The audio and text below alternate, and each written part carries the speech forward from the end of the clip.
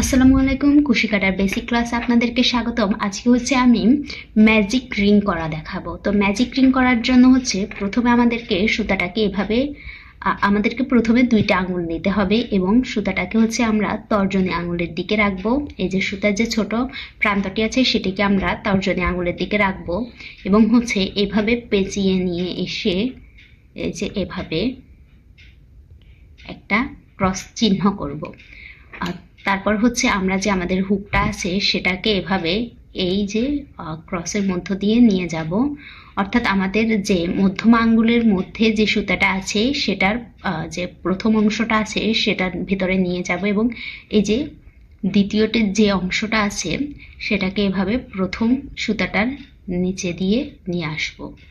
এই যে এভাবে, তারপর হচ্ছে এই যে এই জায়গায় এভাবে চাপ দিয়ে ধরে নিলেই হচ্ছে আমাদের ম্যাজিক রিংটা তৈরি হয়ে যাবে। এরপর হচ্ছে আমরা আমাদের কাজগুলো করতে পারবো। তো আমি দেখাচ্ছি কিভাবে কাজ করতে হয়। এখানে চেইনের মাধ্যমে কাজ করা যায়, অথবা আমরা এই ম্যাজিক রিংটা দিয়ে হচ্ছে বিভিন্ন ধরনের ফ্লাওয়ার বা টেবিল ম্যাট করার সময় এই ম্যাজিক রিংটা ব্যবহার করে থাকি।